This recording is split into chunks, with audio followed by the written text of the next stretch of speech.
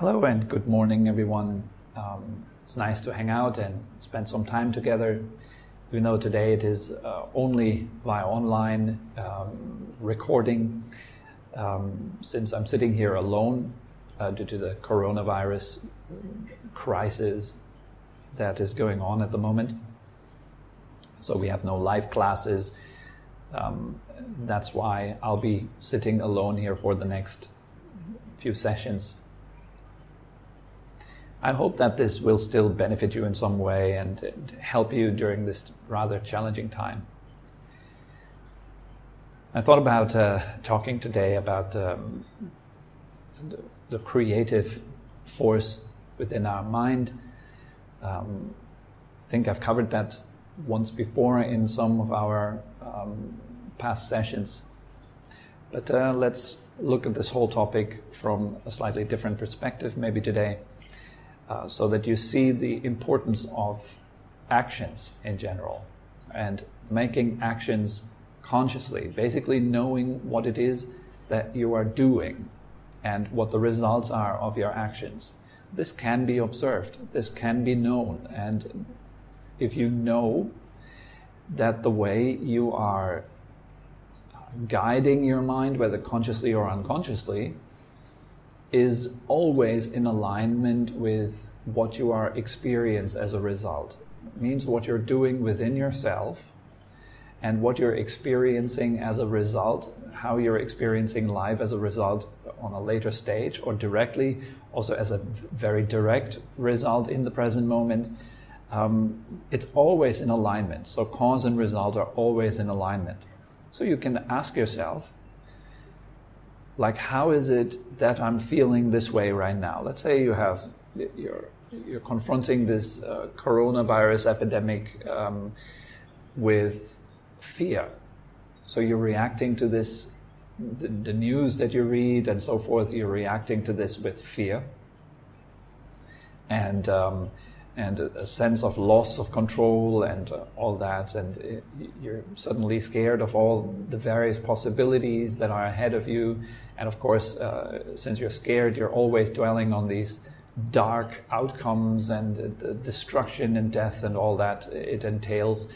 And so why is it that you're reacting to the crisis, to the current crisis in this way and not in a different way or slightly different way?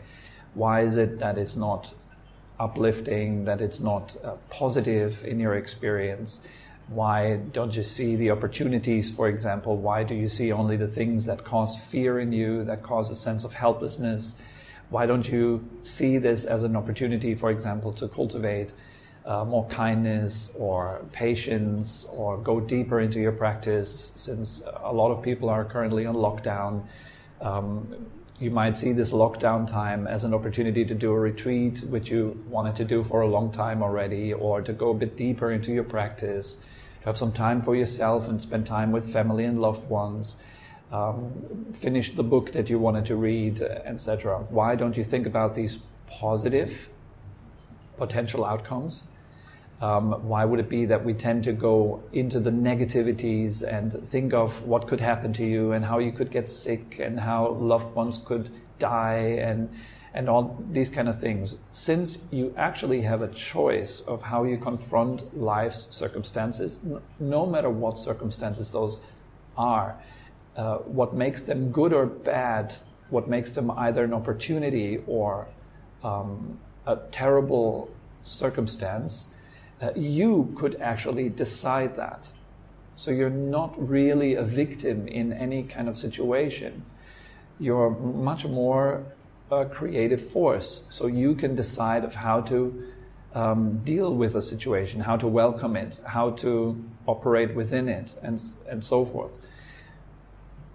So why would it be then that we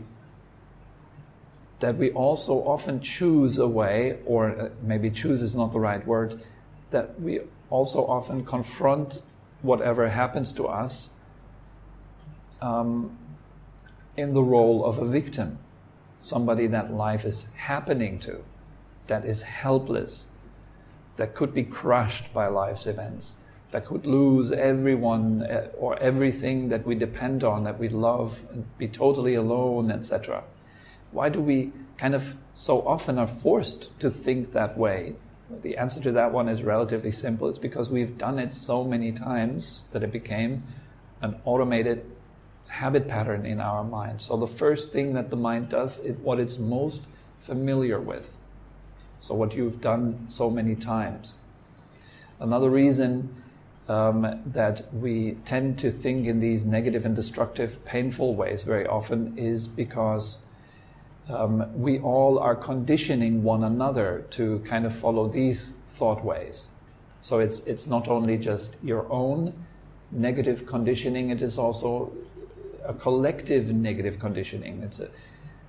If you have a certain society that is used to confront difficulties with hope and with kindness and with understanding and working together to solve problems, etc., and that they trust in these positive patterns, then of course the likelihood, if you're born in such a society, is much more a positive thought set, a positive mindset, a positive emotional set.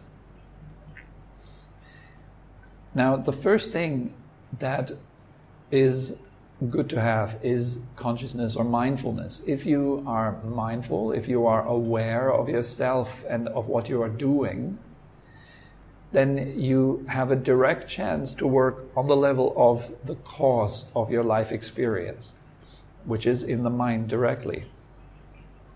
So then you can determine how you want to confront certain news, and then you can actively reshape your mind.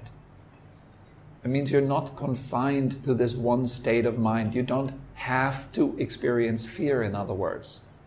You could experience better, more constructive emotions, which enable you to act in better and more constructive ways. But of course that requires you to see that there are more possibilities to confront a certain happening than just that one possibility of being stunned into fear and into a feeling of helplessness. So you have to do some work. In other words, you have to recreate the way you confront your fear, you confront circumstances. You have to recreate the emotional patterns, and we do that by recreating, first of all, the way we think. If you are still unable to completely let go of thought and rest in silence, then of course the only option you do have it is to direct your mind in better ways. How could you create a better emotion, a better thought, for example? Could you think of this situation differently? Would there be a thought that is a bit more useful, that is a bit more empowering for yourself? How could you then install the way of thinking into your mind? That is quite simple, actually. You do that through repetition. And what you're repeating to yourself is thoughts that are not only believable for you, so you don't just go into thoughts that are unbelievable and unrealistic, that don't feel right. For example, you're not just standing in the morning in front of a mirror and tell yourself that you're looking awesome and fantastic, and deep down inside you're not believing yourself anyways. It has to be something that is believable. So instead of, I'm looking extremely ugly today and I really hate my face, could you think slightly better? Could you maybe find that one thing about your face that you actually do like, and then stay there for a little while and concentrate on it? Or could you find that one thing about your life that is kind of nice right now? Let's say you're in lockdown and you have to stay at home, and it all seems very bleak and not nice and negative. Is there one thing at least that is good, that is nice, that you're enjoying? And here I'm talking to you in a very, very, very basic level, just on the level of thought.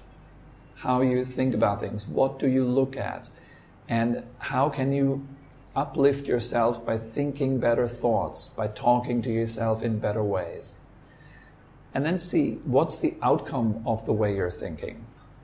Does that make life slightly more bearable? Does it make you act in better, more uplifting ways?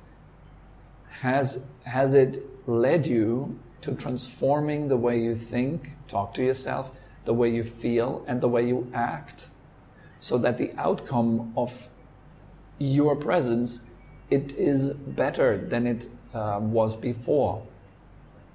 If that's the case, you will feel more happy, you will feel more at ease, and the direct result of that is you'll be more healthy, your immune system works in better ways, etc. So that's already a way to make this situation better for yourself. And if you're more uplifted, less occupied by fear and inner drama, then you're also much more able to help other people.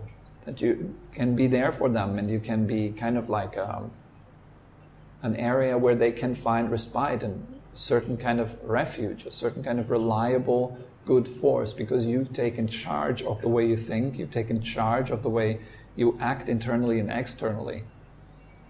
That's a power in itself. Taking control of your creative process through the mind, through the emotional body, and through the physical body. Taking charge of these processes, because this is something we can do. So rather than sitting here feeling hopeless, feeling helpless, feeling a victim of all these things that are going on, could you feel better? And would you feel better?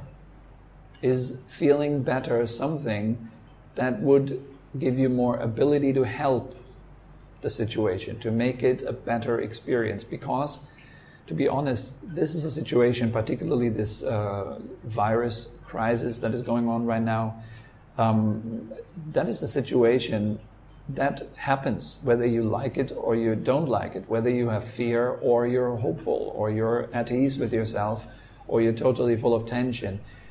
Doesn't make any real difference. The situation is the situation. How you react to it, however, does make a situation in your own life. It either helps you, it uplifts you and your friends and people around you, or it pulls everyone further down and makes everything more unbearable, more fearful, more catastrophic.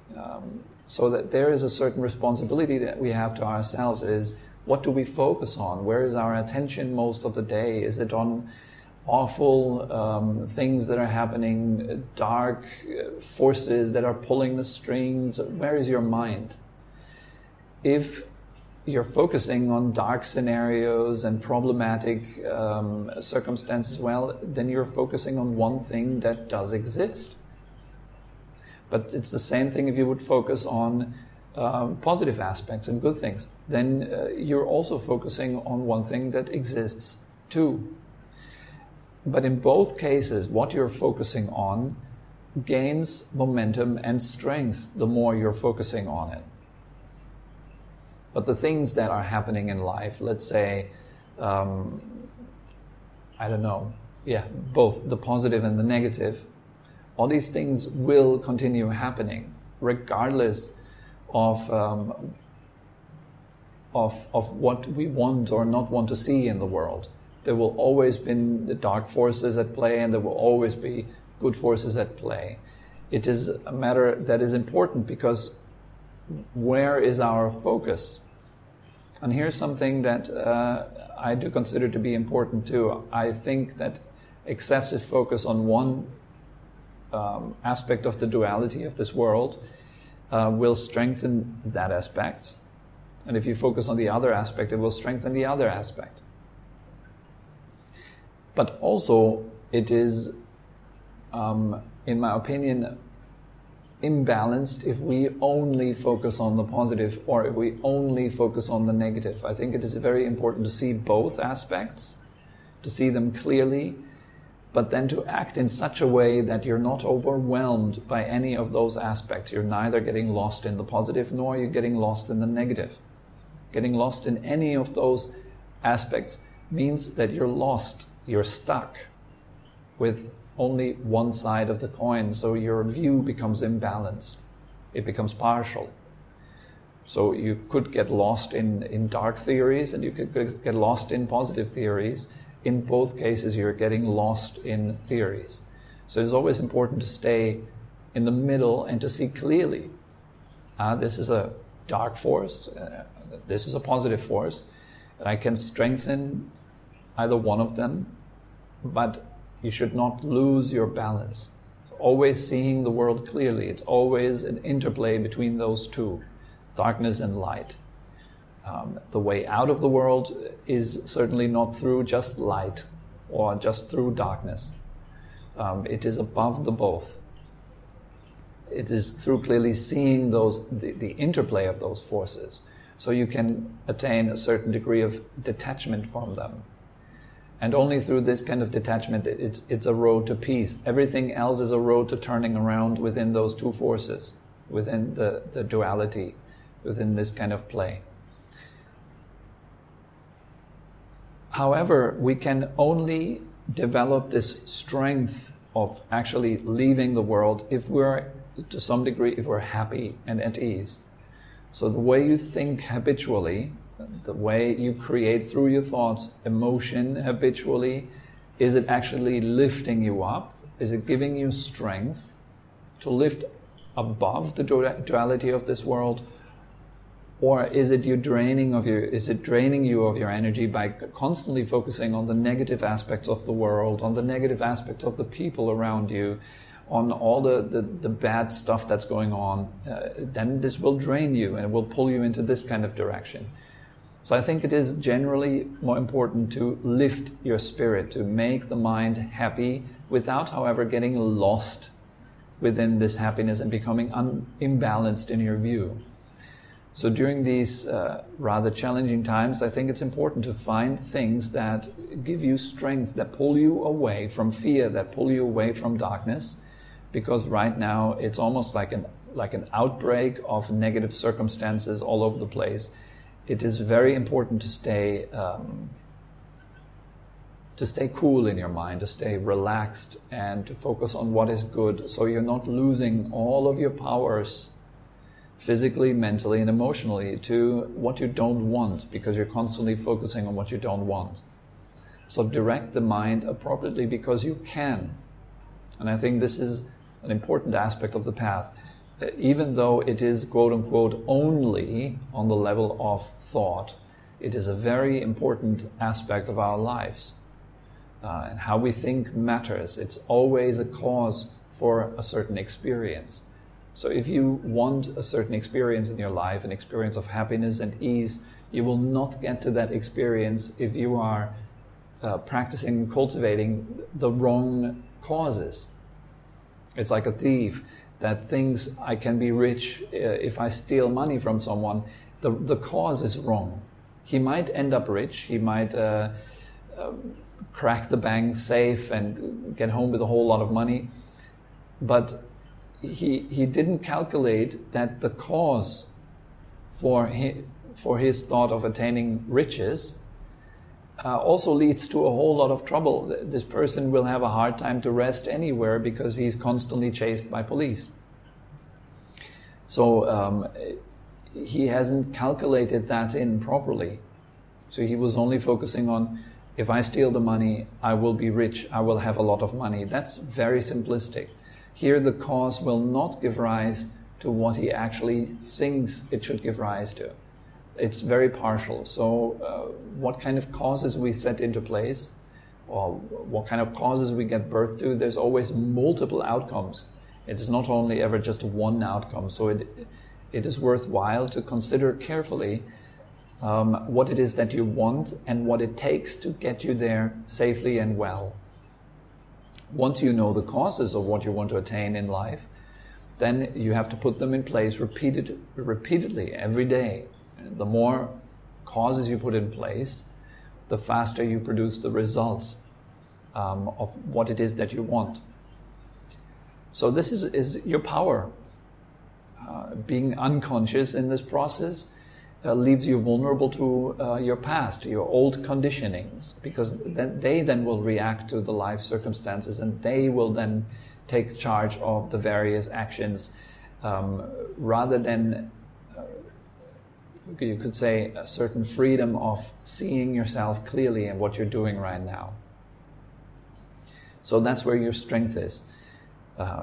So today's session is kind of like an encouragement for you to find your strength, see clearly what it is that you really want in life, see also at the same time that you cannot control what happens in life, like the current coronavirus.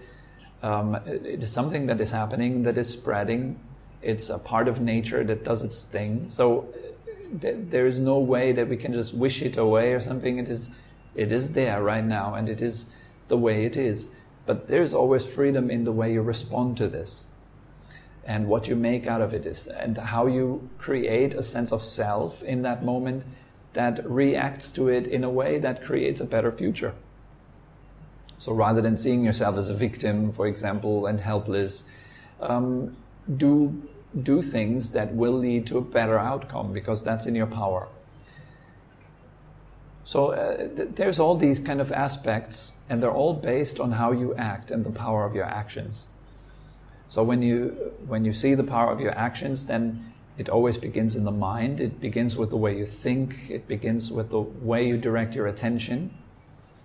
And if you're conscious of what you're doing to yourself, then you can take charge of those subtle actions within your mind, and thereby create outcomes that are potentially more useful or better in the short and long term than just seeing yourself as a victim to the situation. So that way you can take a little charge of life and the way it appears to you and the way you're experiencing it. But ultimately speaking, of course, the various things in life are hard to control, if not completely out of control, what is happening to us, how we perceive reality and so forth. These are patterns that are running. And these patterns, they will keep running. They're caused by patterns that are alike, that support each other, etc. They're like streams, like rivers, that do what they do, and they find their way through the countryside before they can flow into bigger rivers and then finally into the ocean. And the whole cycle of water continues in that way, out of our control, like our heartbeat. It is out of our control when it starts, when it ends. Our nervous system, it is nothing that we are doing consciously. Our digestive system, it is nothing that we're doing consciously. It is something that simply arises and passes due to its various causes and conditions, not following our will, not following our wishes, but following causes and conditions, such as everything in life, every single thing, every process of the body, every process of the mind, every process of your perceptions, every process that is human around you, every animal around you. We follow nature. Everything follows nature. And to control this, or trying to control it to the way that you think it should be, certainly ends in imbalances and chaos and problem. But yes, ultimately speaking, that there is not really any process in life that is under the control of a independently existing self. Everything is nature. Every single atom in this universe, every process, every breeze, every river that flows, every drop of water, and everything as it turns and spins, it is following its own nature. It doesn't follow our wishes. That is only certain processes that can follow our wishes.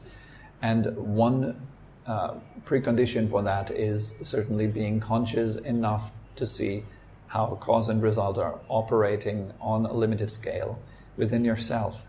So see what you're doing right now and see what kind of results it creates. Just constantly observe yourself. See, what am I doing right now? How does that make me feel? How does it make me think?